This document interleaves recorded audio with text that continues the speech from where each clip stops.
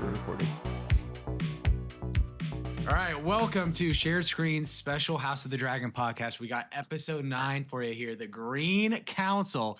And in this podcast, we're covering the show week to week, Sunday night, ready to drop Monday morning for you. And no book spoilers, we're just going to get into it.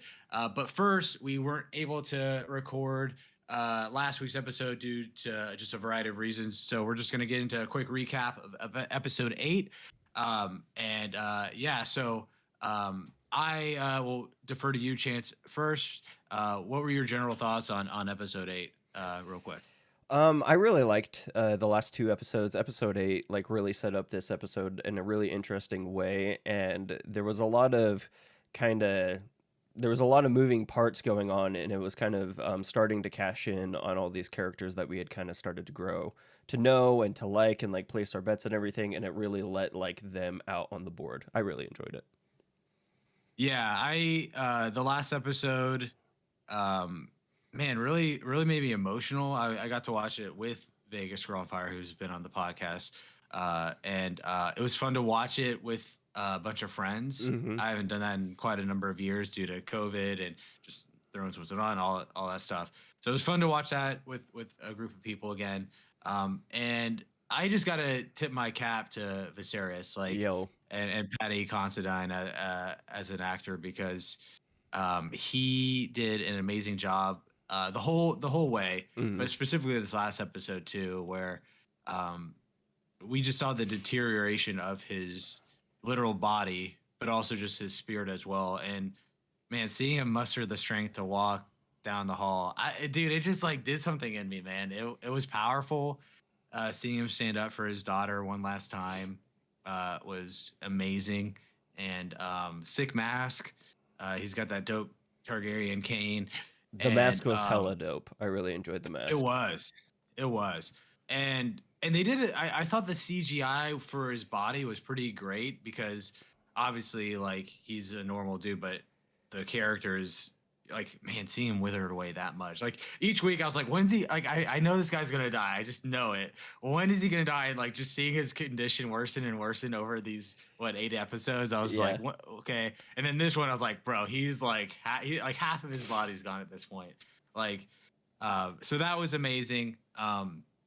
And I think this is a change from the book. I haven't read the book. Again, we're not talking book spoilers or future book spoilers, but the I don't know how you would put it, the miscommunication between Viserys and Alicent at the end, I thought was very intriguing, because I don't think it plays out like that in the books. Mm-hmm. And so kind of giving Alicent, although as we see in this episode, she kind of knows that she's playing along with it, but hearing that, Aegon, the prophecy, and misconstruing that that dream, I thought was a nice hook to make the green side a little more palatable to root for.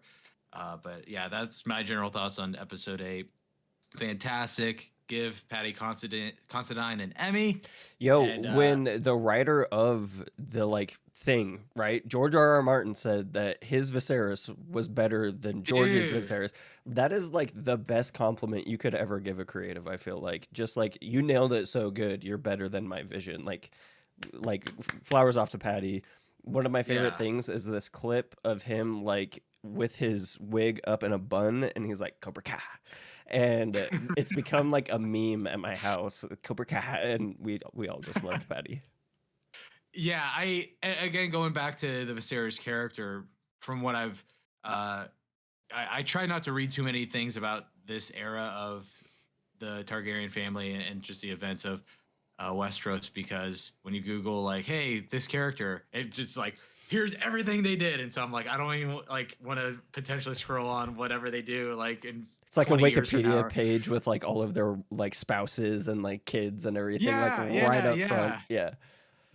I'm nah, I just can't do it. I can't look anything up, so I just have to watch the show, read the general Reddit threads that are show only, listen to the podcasts that do that as well, other stuff. So yeah, they and Paddy Considine and the showrunners, I'm assuming as well, made him a more tragic figure, because part of his character is he's a little inept in terms of he's towing the line on both sides. He's not making concrete decisions, like when Corlys called him out a few episodes ago. Um, but I think the decision to make him a more tragic figure, I think, really stirs the pot into making the plot way more compelling. Because I think in the book he's just, we see it a little bit here with like the fairs and the tourneys and the hunts. Like he was known as like a little more of a party king, Hmm. and to make him more tragic, to me, I think worked to the benefit of the show. So yeah, which I think just corroborates with what you reported about how George texted Patty and just relayed his admiration for his performance. So yeah, hats off to Patty. But yeah, let's dive into episode 9, man. The Green Council. First off, I just want to say I was shocked that we didn't see Rhaenyra or Daemon or any of the blacks at all. Knowing what the next episode is titled, I don't think we're going to see the green side just because of what we got with this episode. But that was shocking. But let's start off with the beginning of the episode, and it is dark and dingy. We see a little kid running across the keep, and I assumed initially it was like one of Aegon's kids or something like Hmm. that because he had blonde hair. But I'm assuming it was one of the informants for the White Worm because he went to Talia, I believe her name is, and Well, which Talia, she's an informant.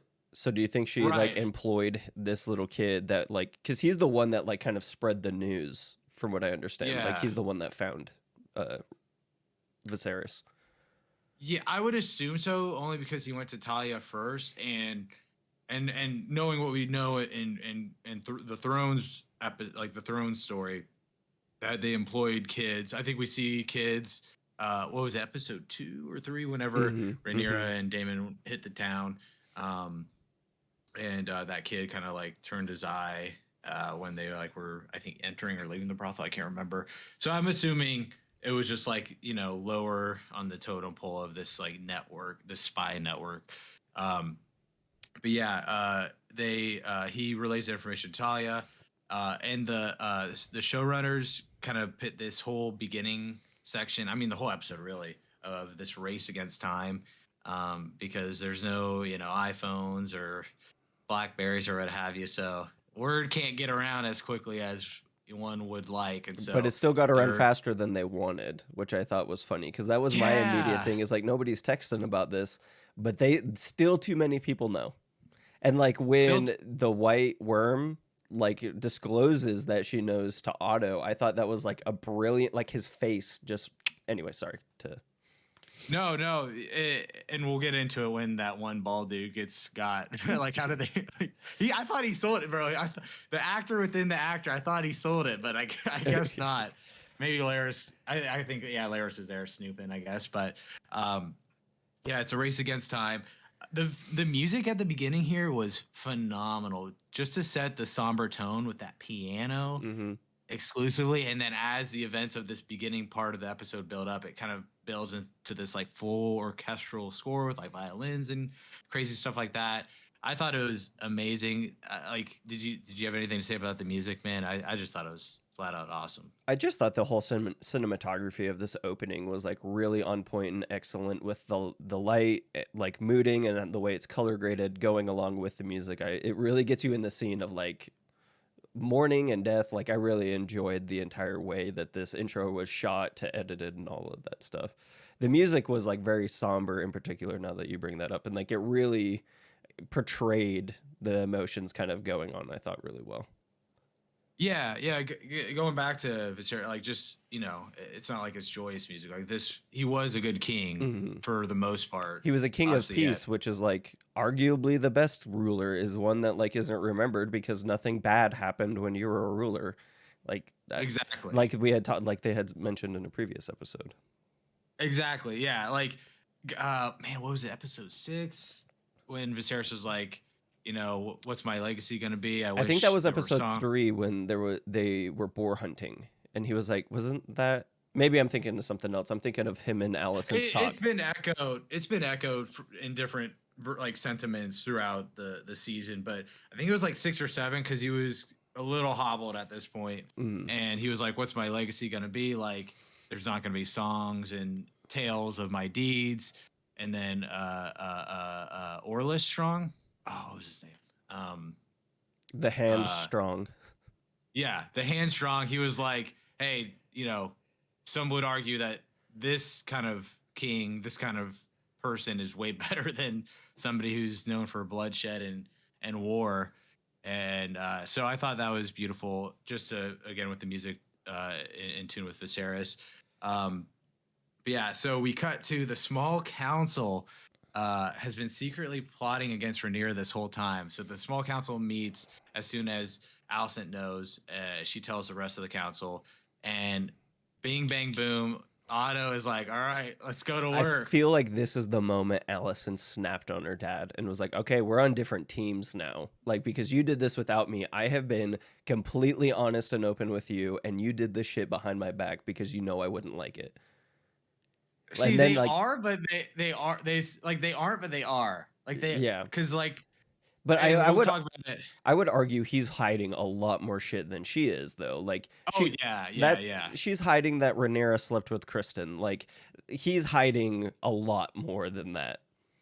Yeah, I feel like what's the adage? Like, she slept with Kristen, but then she slept with Harwin Strong Mhm. like a bunch of times. So it's like that the Kristen thing doesn't even really matter. Like Yeah, she's done fair, like fair. she knows she's done way worse. So it's like why would she even bring that up anymore? But yeah, like and just talking about that, like, and it'll be echoed throughout this episode, this podcast. Like, Alicent is like, hey, we need to do this the right way, and Otto's like, I mean, that's not gonna work. Like, Yeah. Hey, will you please not take the throne? Like, Rhaenyra's like, nah, dude, I'm taking the throne. Like, Otto's, and going like what we just said, like Alicent's still going along with a lot of what Otto does. Obviously, there's some conflict in the future part of this episode, but she's like kind of like towing the line of like she's still on the boat, but she's kind of like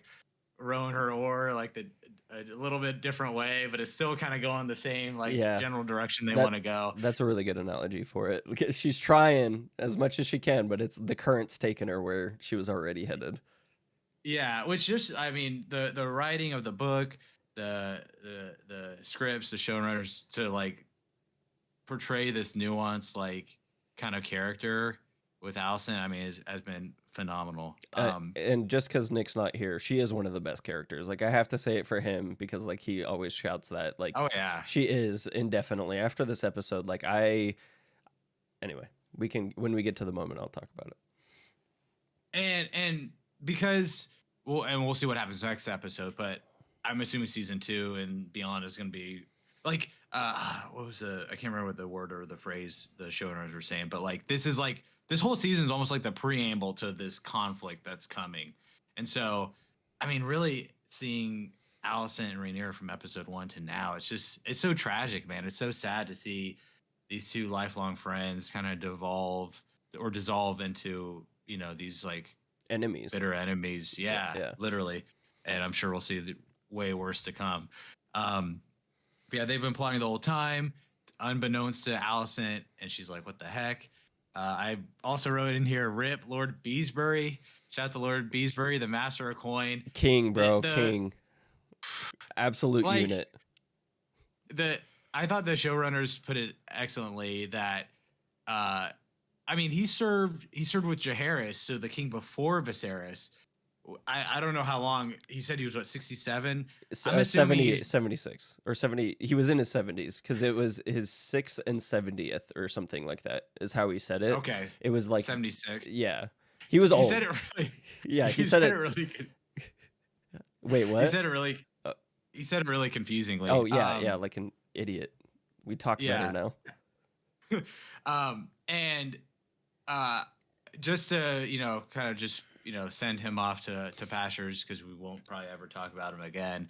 I think there's a credit to that character in terms of his steadfastness and loyalty to the crown from multiple generations of rulers for, let's say he's 76. Let's say he's been on the council for 40 years, something like that. I'm assuming a good chunk of Jaehaerys' tenure, and then obviously the entirety of Viserys' tenure. And he wasn't corrupted. during that No. entire time, and he survived way too long for like a Game of Thrones universe character being as like actual like honor based as he is. Yeah, Was. and the showrunners put it excellently. Where I think the last 2 episodes he's shown moments of haziness, I would say, where he's talking about like an issue that they talked about like 40 minutes ago in one of the small council meetings, I think 2 episodes ago, and the other one he's talking on for like 30 minutes, and they're like, "Okay, let's wrap it up." He has this like moment of lucidity at the end here, where he's like, "Hey, like, we all know this is wrong, right? Like, Viserys named Rhaenyra her heir. We had all the lords and ladies swear fealty and knights swear fealty to her. Like, what are we doing here?" And then, bro, how many murders can Kristen Cole get away with, bro? He just cold cocks his head into the table, bro. What? I just got flashes of like, never mind, I won't talk. That old man that was like walking away from a protest and he got hit and like he got shoved and like just Yeah. seeing old dudes take a tumble like that and like hurt it hits me in a weird place. And how easily his head like got smashed in by their little like I don't sphere or Kristen Cole like needs to get it now. Like he went from my favorite, one of my favorites, to now like he's a punk ass bitch, and I hope somebody takes him out. I hope it's the old King's, the now retired head of the King's Guard.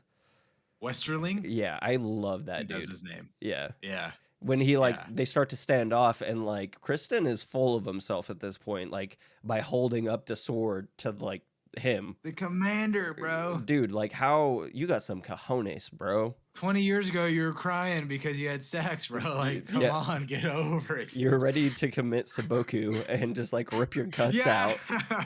Now you're trying to act like you're king shit.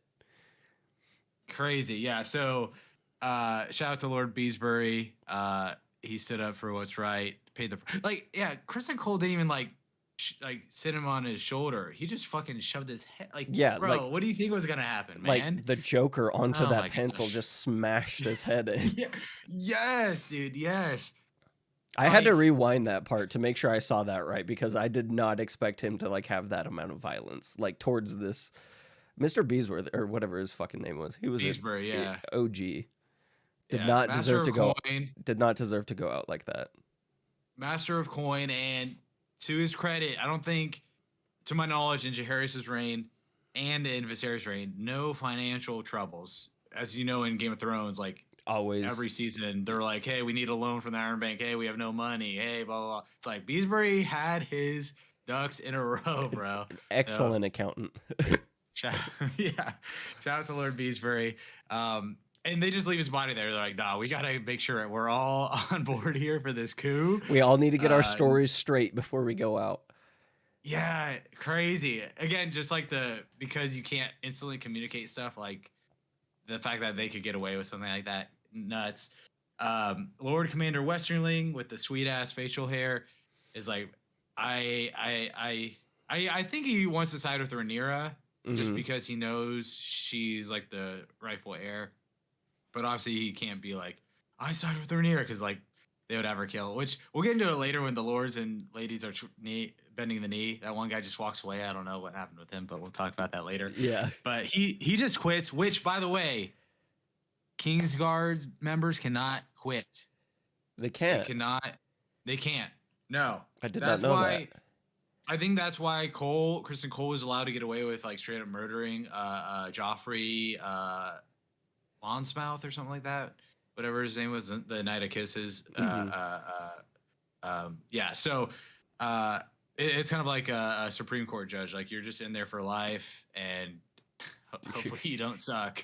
Yeah. Like, so that's just an unprecedented move for Westerling to quit. Turns in his white cloak.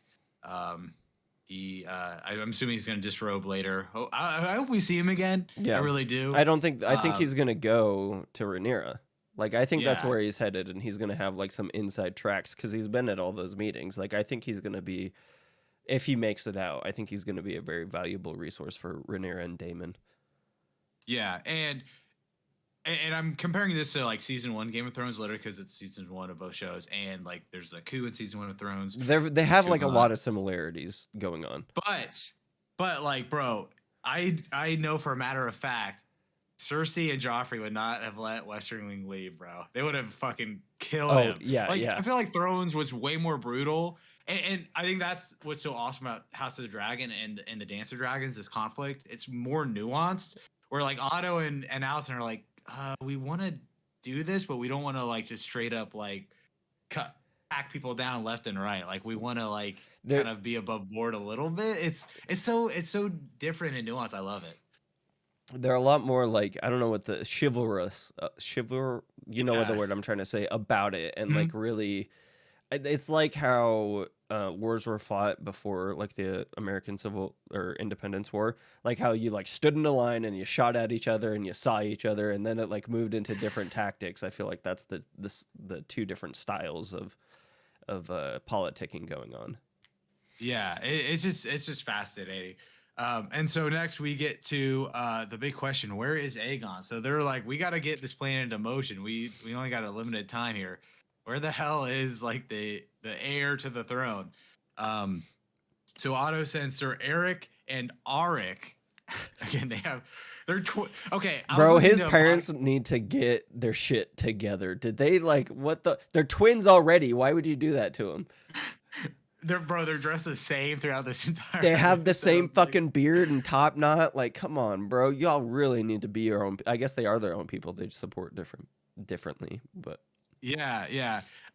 Which I think this was a casualty of this being in a show format because I was listening to this podcast I was talking about last week's episode, and there's a brief conversation I think with Rhaenyra and I can't remember if it was Eric or Arik in like episode 6. oh shit. So like a brief like one line, and then I think they were mentioned briefly last episode, but we really didn't get to like see them or get introduced to them until this episode. So that was definitely one of the moments in the show where I was like, okay, I catch up like on who these guys are, trying to remember where they were from.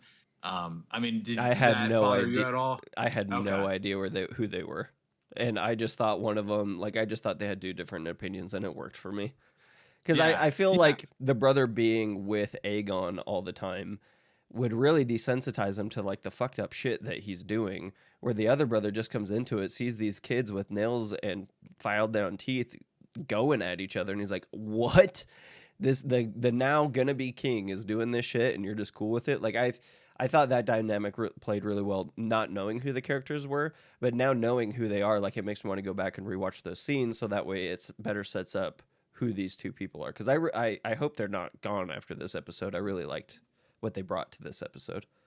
Yeah, I think in the week ahead they showed Oh, they did show the one that's Arik, so the A, Arik sides with Otto, and then Eric with the E sides with Rhaenyra. And so I think we see Eric because he busts out Rhaenys, and I think we see him in the week ahead showing up to Dragonstone. okay. But yeah, that was and again, it's not like you said, like you didn't really need to know who they are. It was just one of those things of like, oh yeah, I remember listening to this podcast that talked about like some of the book stuff that like just got glossed over because of the show format, and I was like, okay, so yeah, okay, like so I kind of knew more about them than the show actually led on. So I was like, wait a minute, okay. So that was just something a little confusing. So yeah, let me jump back here. So yeah, Otto sends Sir Eric and Arik Cargill to find Aegon amidst King's Landing. Rhaenys is locked into her room, and good old Larys Strong rounds up the house maidens and the little lads. I don't know what you would call them. The Just all stool boys. all of Yeah, the the help. workers. Yeah, Yeah, the help. yeah. They lock them in prison cells, and I'm assuming we don't see it, but interrogating and probably cutting off tongues and other body parts. Having fealty Alice- sworn before they cut off the tongue. yeah, this dude, man, Larys is a bad dude. Yeah. We'll get into it later. Alicent Hightower sends Kristen Cole, and then Aemon Targaryen joins Kristen. So again, like we were talking earlier, Otto and Alicent are both kind of competing against each other within the same family, within the same goal of trying to find Aegon to kind of like coax him into their like way of thinking, their viewpoint, because Alicent is still kind of like, hey, let's do this by the book. Otto's like, look, we need to like kill Rhaenyra and her kids immediately. Um, so Aemon and Otto, or Aemon and Kristen, look for Aegon, and Aemon knows Aegon's proclivities. So we've seen bits and pieces of this throughout the show, but apparently it's gotten Way I mean, off the rails. he's actually assaulted somebody last episode, but apparently it's just getting even weirder and freakier. Hmm. I mean, how do you feel like this aspect of Aegon's character kind of lends him to being maybe not the best choice for king? I feel like this is the most damning evidence anybody needs to like boot his ass off of, like, Yeah. just send him off the island, vote him off the island. He's not good news. Let's get him out of here. Because the kids stuff, like, okay, going to brothel, whatever. Like, it seems like all of the royalty do that. But like the kid thing, and then to further it, that some of his bastards are there. Like, it just like gets weird. Like, oh, dude, I was never mind. The dragon, I wish it would have disobeyed a little bit. I'll put it that way. Again, it makes me think of Robert Baratheon in Thrones, where like when Ned was kind of snooping around looking for clues, like left and right, he was like finding kids and stuff that looked like Robert. So, man, something about being a king makes you just want to go into the lowlands and just Spread have your fun. seed, yeah. I guess. So Otto is assembles in the Iron Throne room, and he makes a bunch of lords and ladies swear fealty to Aegon II. And most of them do it. I feel like most of them do it only because it's like peer pressure. Yeah. But a couple of them don't. I couldn't get the guy's name.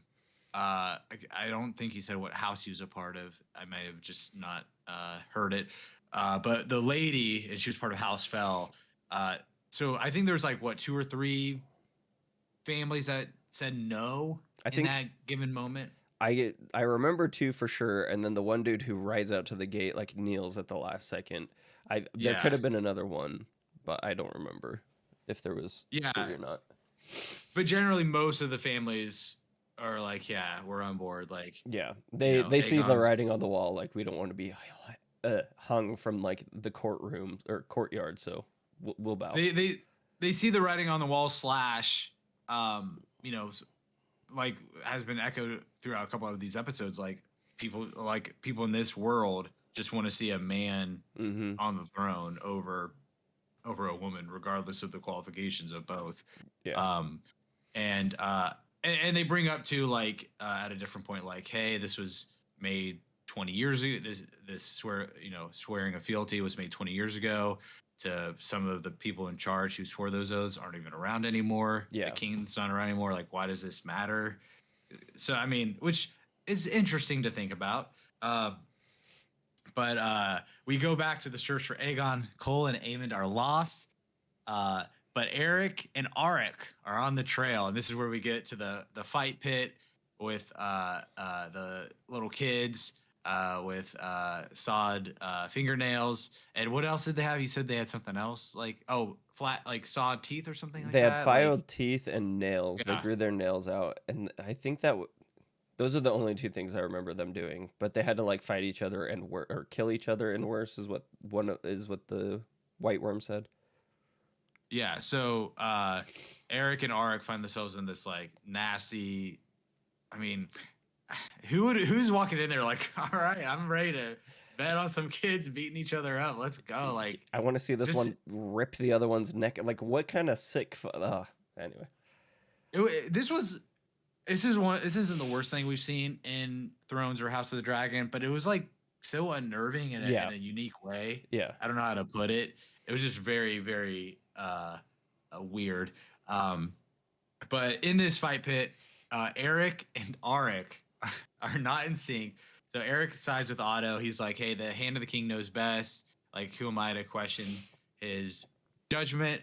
And Eric is like we're doing all this shady shit to install this guy on the throne when Rhaenyra was the heir. Like, why are we Yeah. like he's actually like questioning his superiors. And I mean, I'm still on Team Black. And we see the bald dude. We didn't get his name, but we see the bald dude try to hitch a ride out of the Red Keep. Again, I know it's a Red Keep and it's a freaking like castle of like the royal family, but man, they had like 8,000 locks on this one door. Like, yeah, bro, like so many. this is tighter security than Fort Knox. Like, my gosh, it took so long. Again, this was like I had a little bit of a disconnect where obviously he showed some hesitancy in swearing fealty to Aegon in the throne room. And we see Larys in that scene when the lords and ladies are bending the knee. We see him just on the little perch there, kind of watching. Apparently, he just like instantly read that dude and knew he was not about that life. And He saw the was hesitation in the eyes, and he's like, "I'm gonna watch this motherfucker." he couldn't see his eyes; he was behind him. Oh, fair. I think, or the side. I don't know. He wasn't like analyzing him head on. Yeah. So again, he might have had. We don't know the extent of his spy network. We see later on one of those like dudes in the evil cloaks burn the like jail. But because we'll get into it later. But he's like, hey, there's another spy network. I'm assuming Larys has a bunch of people too. A lot of people without tongues or whatever. I don't know how they just write it down. I don't know. But I would agree. Yeah. He calls them out and has people apprehend this lord before he leaves. And I wrote, this dude cannot come up with an alibi. Like nothing. Like you had all of that time. They had brought up. Yeah. I was hungry. Like I wanted to, go to the docks and watch, the Blackwater Bay, waves, or my aunt was sick. I need to go home. Like he didn't say nothing. Yeah. And of course they're like, well, the king's justice for him then, because we know, like, yeah, like he damned him. He damned himself by omission. Like, say that you're going to get your family, so that way you can be at the coronation. Like, come on, dude. Like, go the other way with it. So this dude couldn't come up with an alibi. Dies. Rest in peace. And then we cut to the beginning of the burial process for King Viserys. And I wrote this down because, again, just the nuance of these characters and these situations. Like, we truly see Alicent being sad for the loss of Viserys. Obviously, their marriage wasn't, like, either's first choice. It was kind of because of the duty of the king to, marry somebody else and have kids and all that stuff. But I feel like they did have, for the most part, like, an understanding and respect towards each other. I think there was like genuine love there, like that grew over time. I mean, they did like kind of hit it off right off the bat when Otto sent her in there right after Emma had died. Yeah. So it wasn't like she talks about in this episode and in episodes past, like that she was manipulated into this situation a little bit. But we do see at the with the stone replication of old Valyria and how Alicent took a notice of Viserys' passion for that and brought the statue and all that. Like we do, there was a relationship there, a genuine relationship, respect, love, and so it was, again, just to show the nuance of Alicent and her side, like that there was this like love for Viserys. Yeah. Even though she's like, again, and she talks about like committing moves to go against his daughter. Just so I thought that was beautiful. Again, the wrapping, the burial process was super fascinating. But then Alicent turns all business and she gives Rhaenys an ultimatum. She's like, look, like you should join our side. Our side's way cooler. If you join us, we'll have more dragons. Like, come on, let's do it. And then Rhaenys is like, she essentially says something along the lines of like, because Alicent's like, hey, you should have been queen over Viserys. And Rhaenys is like, bro, you're playing into this game of like not only the game of Thrones, but like into this patriarchal system. Like you're playing into it Yeah. because Alicent's like, hey, like our duty, our like role is to like guide the men into like the positions and decisions that we want them to make. So first, what did you think of Alicent and Viserys with the burial first, and then we'll go into the Rhaenys discussion. I thought it was a really tender moment, the way that she like had a very deep respect for him, like with her actions. It like was very telling, and like there was a love lost in that moment, and like the way that she gingerly. If I'm being honest, I just thought that the cloth that they wrapped him in looked hella comfortable. It looked It did, really dude. nice, dude. And then going into Allison's talk with Rhaenys, I think that I was turned off at first because I thought Alicent was being a little too pleady. And then I saw like where she was going with it, and she was like being sincere, and I think Rhaenys saw that as well. Kind of shown later in the episode when she believed her and everything. But I did think that Rhaenys like bestowed quite a bit of wisdom in that short conversation to Alicent for the future, and I'm interested to see how that plays out. And I'm actually really interested to see like how Rhaenys just goes back to Driftmark, but she's allied. Like people are gonna know that the dragon broke loose and like could have torched the king, right? So like, how's that gonna handle with Rhaenyra? And like, are they just gonna brush it off and be like, okay, we understand. You don't want any part of this fight. That's fine. And I'm interested to see where that goes. But I did think the conversation with Rhaenys and Alicent, I wasn't looking for it. I didn't think I needed it, and of course, it like over delivered as fuck. It was a really good conversation, and I thought it was like very telling the way. Anyway, I digest. Yeah, and we'll see at the end of the episode. But again, just shows how like smart and wise Rhaenys is Yeah, as a person. Again, Viserys was a pretty good king, but I would wager that Rhaenys probably would have been a better queen. yeah, Uh, yeah, just judging based on her character, her wisdom, and just how she approaches herself, life, and others. the remark about him being like hunting and like researching about his family and her being the better queen, I thought like hit really well, just because that is 100% what I think both wished what would have happened.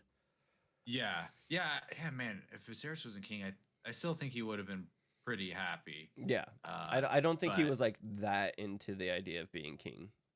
Except for, yeah, we see him lament a lot of the duties and responsibilities in some of the earlier episodes. So Otto cuts a deal with Massaria, aka the White Worm, because earlier Massaria's like, I ain't telling nobody nothing unless I see the hand of the king right here, and she got him to come down, man. Again, in this cloak. Obviously, not a lot of people know incognito. who he is. Yeah. You what? Yeah, It incognito.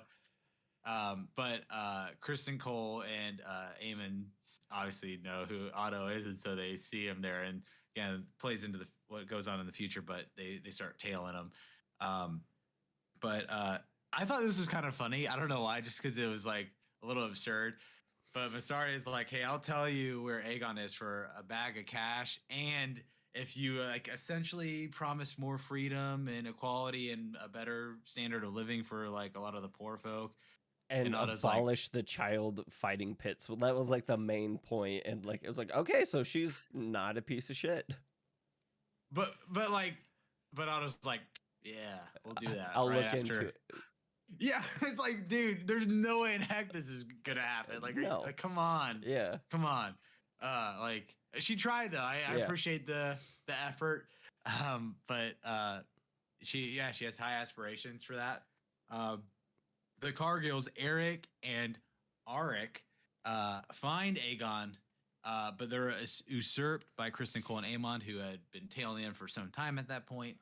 And this is where we see the split between Eric and Arik kind of come to fruition, where Arik is fighting Cole and Eric is just standing by, and he's like, I ain't doing nothing. Yeah. Obviously, Cole is a well-versed swordsman, and he wins that duel against Arik. And then Eric just dips. We see him what he does later, but he just like is out of there. Again, another member of the Kingsguard. He just kind of shirks his duties. Like, Everybody's crazy. quitting today, dude. It's just not a good day to be in the Kingsguard. That's crazy. Like, because like, yeah, you're not allowed to quit. You can't get fired. It's like a for life position. And we've had 2 people quit in I think the same day. Yeah, because it's all the same day. Because the next day is when Aegon gets crowned. Yeah. The showrunners talked about this in the behind the scenes for the episode, and they said Aegon is a visibly tormented character. Like, we see him kind of like shaken a lot of this episode. And then Aemon is also tormented, but he keeps it under wraps. Like, we see him.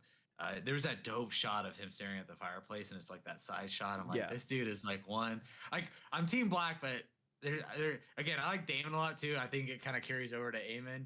But like, I was like, this dude just looks cool, man. Maybe it's the eye patch. I don't know, but bro, he is like quickly turning into like the character that you love but should hate for me, because like.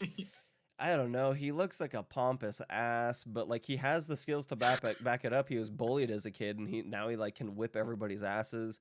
He does have the. So my thought was, Otto, if he got Aegon, I kind of was thinking, because they wanted to meet him outside of the city walls, that he was just going to let him go because he knows that the younger brother is the better king. That's where I was leading with it. That's why he wanted to talk to him first, or he was going to kill him, because he knows that's not the right choice. Why would you have him meet you outside of the city unless you're going to pretend like you're going to let him go and then you knife him in the back? Because I'm sure he would have let the brother do it. He's like, all right, you want this, kill him. And now this is our secret and you fucking owe me. Like, that's how that's where my mind was playing with it, but I'm not sure if that's kind of the road we were going, but. That's fascinating, because to our knowledge, Otto wanted Aegon to be on the throne, but yeah, I think he just wanted one of his heirs to be on the throne. I don't think he gives a fuck about which grandkid it is. I think he just wants his grandkid to be royal. Like, that's how I've been reading it. Like, because nobody likes Aegon. He's kind of turned into a piece of shit, right? Like, everybody thinks he's like fucked it. Like, is that his sister? That's his wife, right? I'm okay. Mm-hmm. Like, nobody. Anyway, I digest. That's my theory, is that Otto was gonna have him killed. That didn't even occur to me, but like, yeah, like, because Alicent is like, hey, like, you're being locked in this room. We're swearing you in tomorrow. Like, we're getting this done to just solidify it as much as we can. But Otto's like, let's meet outside the city walls. Like, okay. You might be up to something there, because with Aemon, as far as we know, great fighter. We don't know about Aegon's fighting prowess. I'm assuming it's not great, but he can drink everybody under the table. He's got that probably up on Aemon. Aegon, sexual assaulter, and into weird sex stuff. Aemon, to our knowledge, none of those. And he was like nice to the prostitute that took his virginity. Like, there was like that nice little moment between them, and he was like, "Thanks, man." She's like, I got you, Chief. You're hot now. A student of the arts and all of the learned subjects. So he's a bookman as well. To our knowledge, Aegon is not. So yeah, he does seem like a way better choice. But again, as we know in Thrones, people who want the throne are not well suited. Aegon doesn't want it, so maybe he secretly will be a good king. I don't know, but yeah, we'll have to see about that later. So Otto and Alicent confront each other once Alicent gets Aegon, and they are like just arguing about how to go about the same objective. They're like, we need to do this, we need to do this, and again, maybe laying credence to your theory. Like, Alicent's like, hey, we're gonna swear him in tomorrow. We're giving him Blackfire, Aegon sword. We're doing it in the dragon pit in front of everybody to just. They want the crowd in there to see it so that they accept him. And Otto's like, all right, sounds good. Like, yeah. So I don't know what his plan was different, right? Like, I don't know. You got me thinking. I think he knew somebody was going to be like ascended the next day, whether it was one of the two brothers was going to take it, so that way they secured it. Like, Anyway, we'll see if my theory was right in later episodes. No future spoilers in the comments. I'm looking at you, motherfuckers. Yeah, no spoilers. Show only Yeah. developments. Um, Laris meets Alicent again at like midnight. Just waiting in her room again. Like, bro, like this guy's like Quickly Bob, man. Has quickly access turns to into all the. dude, how the fuck? Yeah, he does have like the master key. This scene goes from creepy to what the fuck real quick. Like Yeah. 0 to oh my god. Do you want to talk about it, or do you want me to talk about it? You can talk about. I don't want. I don't want to explain what happens. All I wrote in the notes here for this entire scene was Laris is a feet guy / yikes. Yeah, he's a feet guy, and this isn't the first time it's happened. We'll just put it that way, because she knows what's coming next. Like, so obviously they've been meeting for years, if not like a decade or more at this point. When did this start? Yeah, and did she ever go? Like, did she like? I She's think just right there. All she just has to do is turn around. I think it started with, all right, now I'm gonna do my thing, and then she's like, oh no, I don't want to watch this part, and it's like a voluntary turn. Or is that part of the deal? I don't like yeah. I feel like every time he like stopped talking and she like took off her socks, I feel like that was something that he had to work up to. So there was just months of like him only seeing her feet in the socks, and then he's like, but if you want the next part, you're gonna have to like take them socks. Like, I feel like he had to slowly work up to the eventual whatever, you get what I'm saying. Oh my god. Like, before he killed his dad and brother, he was of nobility, so he could hire anybody he wanted. He's then the Lord of Harrenhal, could hire anybody he wanted. He's part of like the Queen's like inner circle, could have hired anybody he wanted. Like bro, like, don't you want to stimulate the King's Landing economy? Like, instead of getting your jollies off of some weird crap, bro. Yeah. Like, what? Yeah, but who else gets to see the Queen's feet but him? Like, the most like Viserys a long time ago, I'm assuming. But other than that, he hasn't been able to see the floor for at least 10 years. Yeah, jeez, dude. What a weird. I did not like. I knew he was into like he's just a weird PV guy. But man, Foot fetish, wow. bro. I did not peg him for one, but it makes sense now that we know. Oh yeah, all is revealed. We then cut to next. Eric with an E, defects from the King's Guard. Dude, they have the same name except one letter, and they look the same. Their parents deserve to be like tarred and feathered for this bullshit. Like, what the fuck? You have damn good kids. I might Google who the Cargills are and just like go on. I don't know. Yeah. Wow, wild. He defects from the King's Guard and takes Rhaenys to safety. Again, I don't know. Like, obviously they, again, we see it with the dragon pit. But Rhaenys sees like a kind of like shuffling going on at the beginning of the episode out her window. Again, I don't know if she can climb out of that window. I'm assuming not, just because then people can climb in. Yeah. But Eric swoops her out of her chambers. Again, though, he's wearing full Kingsguard regalia, so like people know who he is. Like, who you got with you, bro? Like, what the? Yeah. All I'm saying is, if I was walking in uniform and one of my homies that was on shift with me saw me and I wasn't where I was supposed to be, they would be like, "Yo, Carter, what the fuck are you doing?" And I'd be like, "Oh, nothing." And then they'd come and see who I was with. It's stupid as shit. Again, they're in like the thralls of King's Landing, so there's a bunch of like common folk, and they probably see the armor, but they may not know what it means. But we see like some of the like general city watch people, and they probably wouldn't know, I would assume. I don't think that they'd be shoving him. That's for sure. Like, because they just like shove everybody down. I feel like they'd be like, "All right, bro, get past," or what. Anyway. Yeah.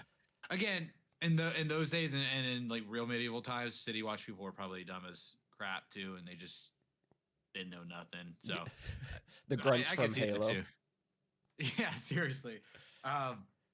Laris kills the rival informants of the White Worm Network. just lighting the jail on fire again. When we don't see a body, I don't think she's dead. White Worm's still rolling around. She's still burrowing. She's out, but like Talia and some of those kids and stuff. Okay, I got you. Yeah, like all the people in the Red Keep that were like spying on just everybody for Otto, or for, like Claire says, for whoever just hires her. Those folks are dead. Sorry, I keep like about to sneeze, and it's like not. Anyway, sorry. If you see me starting to tear up, that's why. You just gotta make yourself sneeze, man. I keep looking directly at the light. Nothing's working. Sorry, continue. Again, this makes me think of like what was it, the Great Chicago Fire of like 1812 or whatever. Like, bro, that's gonna burn like half of the city, bro. Like, there ain't no firefighters coming to like take all care the of houses are connected. Like, what? Yeah, what? Like, we're just gonna see we got taken care of in a quick and succinct manner. And then here's where the episode gets very interesting, because from every moment up until this point, we've seen Aegon be a skis, scumbag, a doofus, a sexual assaulter, all that stuff. But here you start to like really feel for him a little bit. I know that sounds weird to say. No, I'm in the exact same boat. Like, I really didn't give a shit about him until like this conversation with Alicent. Yeah. And again, it really sets up the next scene with him getting knighted or crowned. I thought it set it up really well. Yeah. Again, adding more points. So this episode is all about the Greens, obviously. Next episode is all about the Blacks. This is like really made me feel for Aegon that I had never felt before, because he like is like, hey, I never felt loved by my dad truly, and I'm like, damn, man, that sucks. Like, yeah, I don't personally empathize with that, but like, to not be loved by anybody that you care about has to like just immensely suck. Yeah, he doesn't want the crown. And he doesn't think he deserves it. Like, he literally says that out loud multiple times throughout this episode, especially in the little car ride here. And then he says, like, Alicent responds to him in this way so harshly, but I don't think this was like a as she says, imbecilic moment. Like, I really felt like it was like an earnest, like, yeah. He literally says, "Do you love me?" And Allison's like, you imbecile, you I idiot. thought that was like a very, like, no shit, dumbass. Like, of course I love you. I'm doing all of this for. I thought it was like a really, he's not sure. Part of it is just because he's the firstborn, regardless of who that person is. But yeah, go ahead. You're right though. I just think like all of the things that she's doing are for her kids, right? Like, her dad scared the shit out of her when she was 16 and told her that if she didn't take care of them, nobody else would, and they'd be slaughtered. And so, like, I think she's been so busy making sure that nothing happens to him that she hasn't necessarily communicated that love in a certain manner. And so when he asks her, it's like such a stupid question. I just loved that little interchange of like, yeah, you idiot. Of course I love. Anyway, I thought it was really nice. Like episode or two ago, 6 years ago? I can't remember how much longer it was. She's like, "You're no son of mine," and slaps him and stuff. So I do feel like there was like some like he just needs some validation from anybody. Yeah, because he assumingly never really got it from his dad.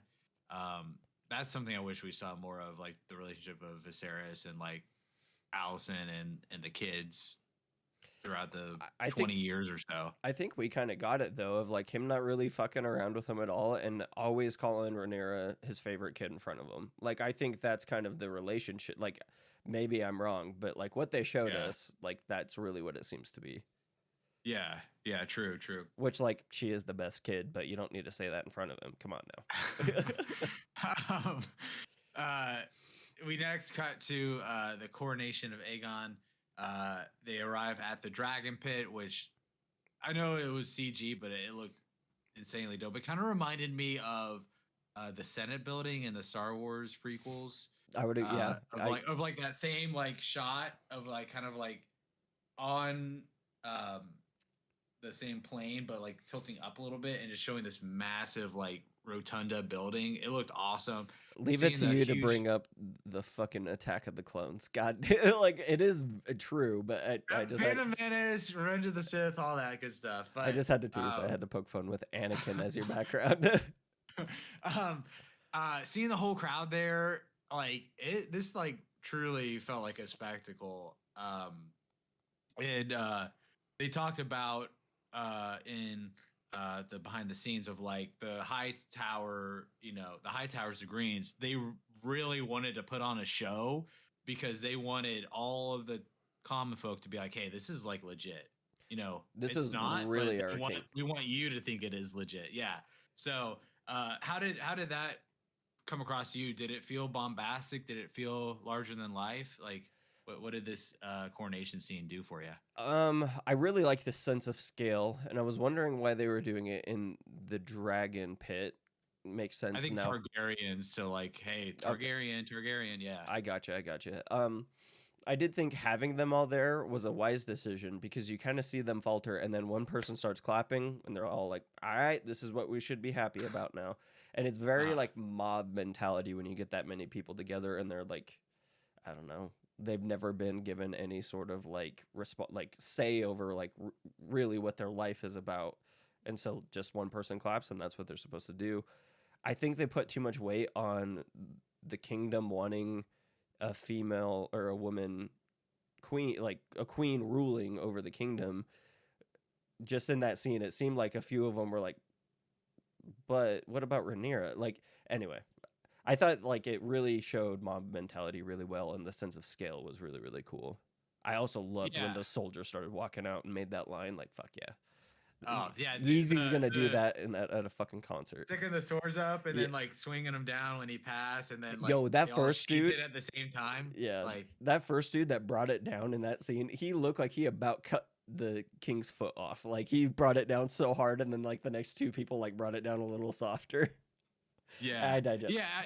I think it goes back to what episode 3 night when Daemon and Rhaenyra hit the town, and Daemon's like, the common folk, like, they don't want you. They want a male heir, and I think that kind of corroborates what you just said with that mob mentality, where even like you saw in this scene, like in this large crowd of people, like some of the women were like, yeah, like let's go.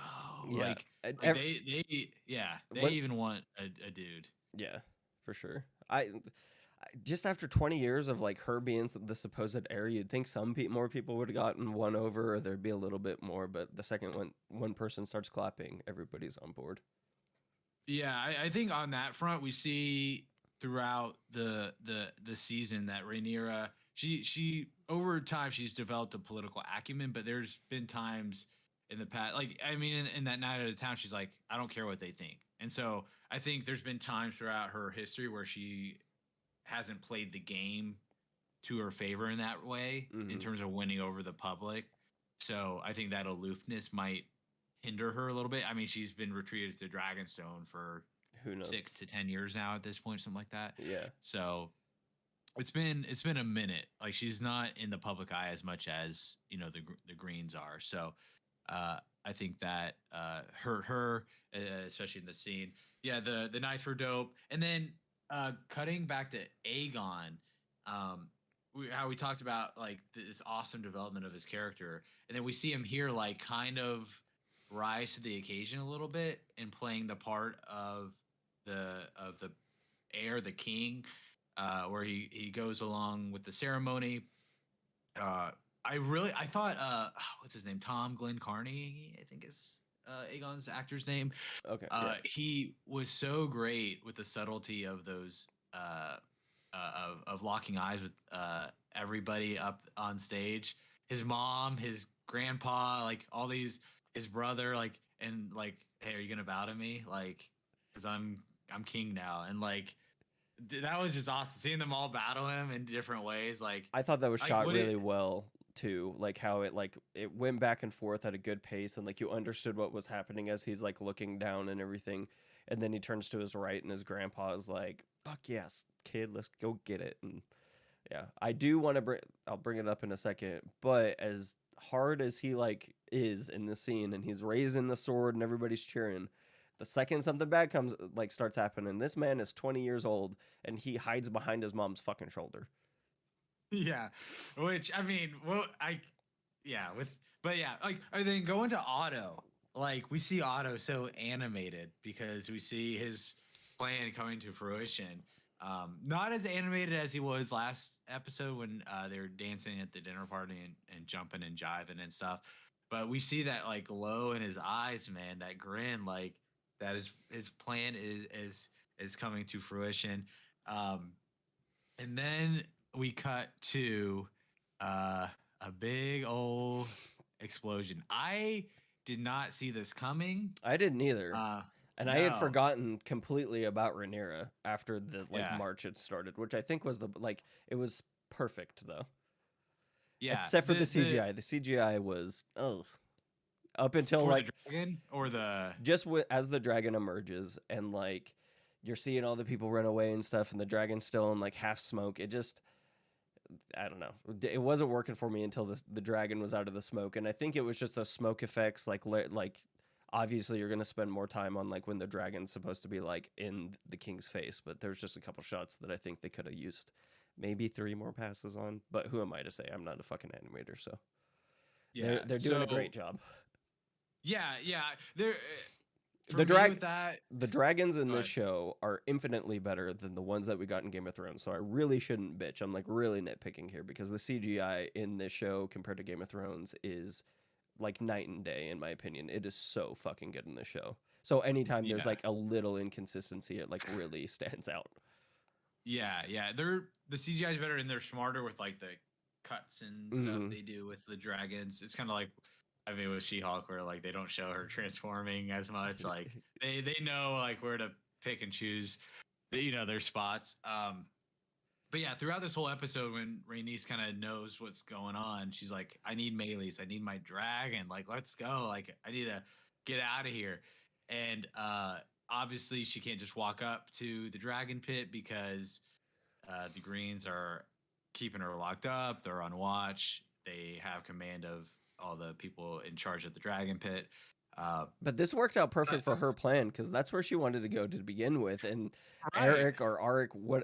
Eric was like not having it. And then she was like, all right, fuck you, bitch. And like went and got a dragon anyway. Yeah. Because I think we see Eric go to Dragonstone next episode. So he just is like, I lost her, or he probably sees a dragon. Yeah. I'll be damned. I'll be there in a few weeks or whatever. Like you couldn't pick a homie up. Come on now. It's a long walk. Doing the thumbs up. Yeah. So because the coordination is at the dragon pit, shocker, there's a bunch of dragons, hundreds of feet below, presumably. And again, it's medieval-ish times, like it's fantasy. There's no one guarding that door, bro. Like she's just able to walk in. Obviously, I think there are people below.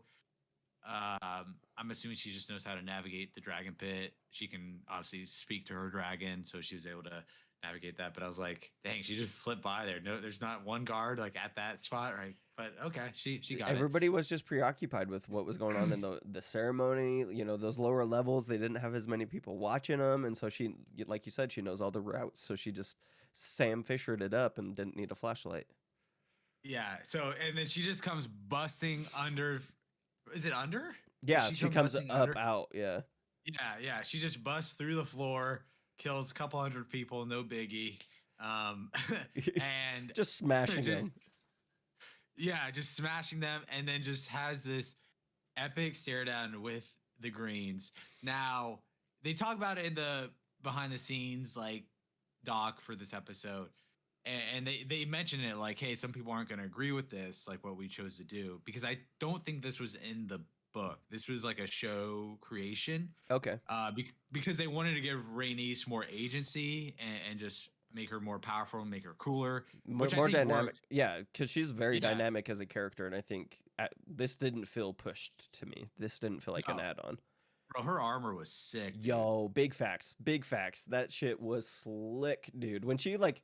I was like, oh, so you just keep that shit by your dragon and like you're ready to roll, bro. It's in that big like knapsack thing behind like your saddle. Yeah, you right. That's probably where they stashed that shit. I'm assuming. There's been like shots and stuff of like different Targaryens with their armor, and like, man, the Targaryen armor just looks so sick, dude. Like, yeah, I liked how pronounced the shoulder plates were. and like Mhm. they look like hefty.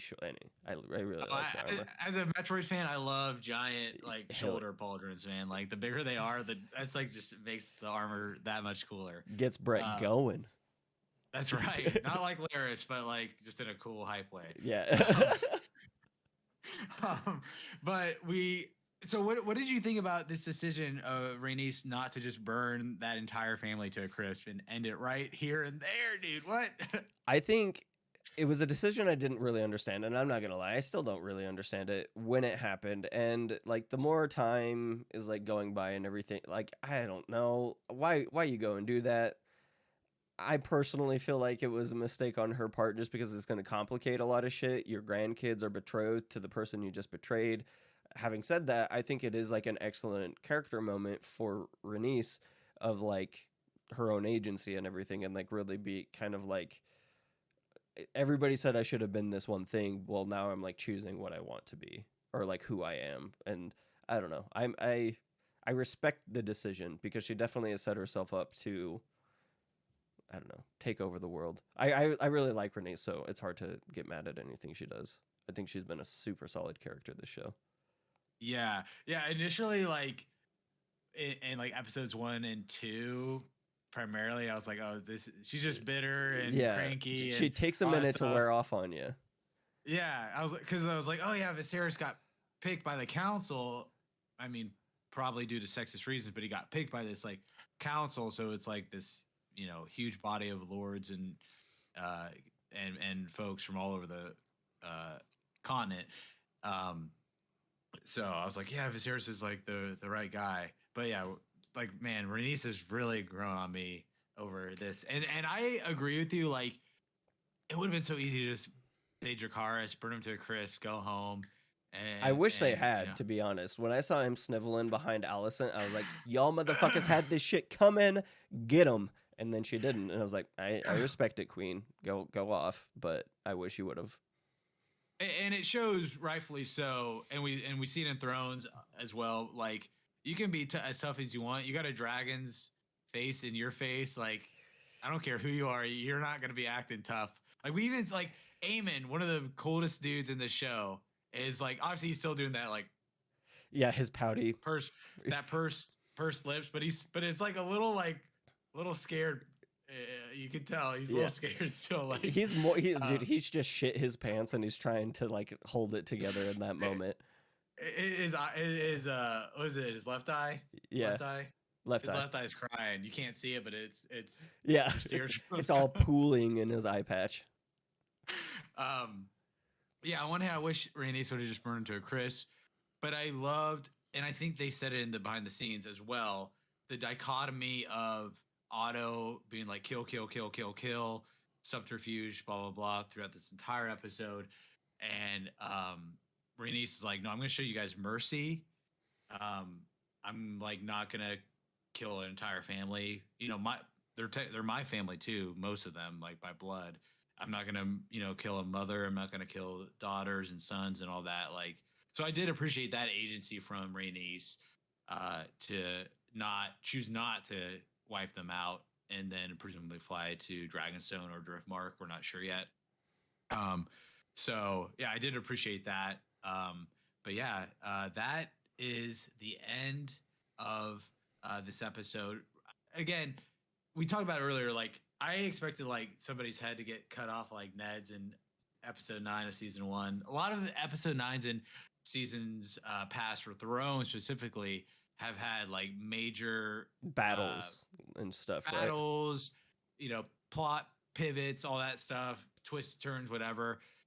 This wasn't like that. Again, because this conflict and these characters are just way more nuanced. It's not like it was evil Lannisters versus good Starks. It's like we just said we're growing more attached to Aegon. Like, we empathize with Alicent a little bit more in certain respects. Like, yeah, it's just more nuanced. So I wonder how it's going to play out for other like future like penultimate episodes for Dragon. I really like this episode 9. I would, it didn't have the action and the huge set pieces of like the Duel of the Bastards and all that other shit, but for me, like out of a season 1, this was a really good episode 9 because I feel like there was just as much movement. It was just all in House of Dragons instead of the Game of Thrones way, right? And so I really enjoyed this episode. I thought it was a really good episode 9. I thought 8 and 9 of this season have really hit, and I'm really hoping they stick the landing next week because what they've set up and what we see in that next week little trailer thing at the end, I am super stoked. And this show, I really didn't have a lot of high hopes for being a prequel, and it has just continued to prove me wrong time and time again. I was way more excited about Lord of the Rings coming into the show. Now that's wrapped. That's still personally more my cup of tea, but I cannot believe how well House of the Dragon has played out and how much I'm falling in love with these characters. As somebody who was like hesitant, because we all got real burned on Game of Thrones, and your boy did not take it lightly. Yeah. Like I said before, the dichotomy of this episode being all about the Greens, the next episode all being about the Blacks, like this two faction sided like way of storytelling as opposed to the more like linear storytelling for Thrones. It's gonna be interesting to see. I'm sure we're gonna get a lot of Black stuff, and then like a little tease for or cliffhanger or maybe something for the next episode. But well, this is next week is the last episode, isn't it? Yeah. Okay. Next week's the last episode. It is interesting they chose to do the house for house thing on the last 2 episodes. Like very interesting. They're building up House Green. They're gonna build up House Black even more. I can't like I'm still rooting more for House Black. So I'm wondering what they're gonna do. Maybe they'll tear down House Black because for me it was like 75 House Blacks, 25 Green, and now it's like 60 House Black, 40 Green. So I'm wondering if they're gonna be like, man, somebody in House Black, they suck. Like, just like drop. I don't know. Or they could raise them up. I don't know. I will say there's a lot of heavy lifting from Alicent to get the Greens raised up because I don't know. Personally, I'm at a point now where her and the younger Alicent are the same person. I'm fully in on that. I'm still getting there with Rhaenyra, but this Alicent that we've gotten in this first season is just like she needs an Emmy along with Patty. Like those two have really been the standouts for me. Yeah. I mean, just visually, the 2 actresses for Alicent have like literally look like mother daughter twins. I don't know what, but yeah. But yeah, the way they act and like the way that they go about their business, the honor thing, like it just really flowed together. I wasn't certain about it when we first got them, but fuck yeah.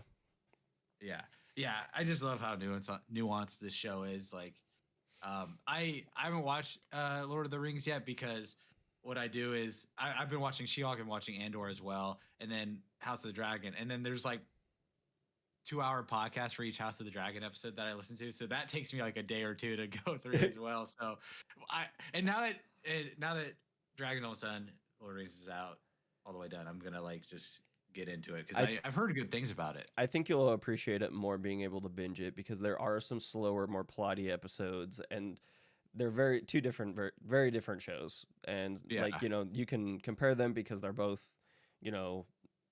medieval and dealing with magic and stuff, but very different writing styles and everything. So I don't know. I ate real good this fall. I'll put it that way. Both of them are really tickling my fancy. Fuck yeah.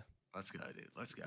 But that is it for our 9th episode, or I guess technically 8th episode for this podcast. But for episode 9, the Green Council, we will be with you next week, Monday morning. I believe that is the 24th for the final episode, the Black Queen, which is going to be all about Rhaenyra and her faction. I can't wait to get into it. Let's fucking go. With all of you guys. Thrones is back. House of Dragons here. Let's go. Thank you guys for listening. And yeah, we'll see you next week. Bye. Take it easy, everyone.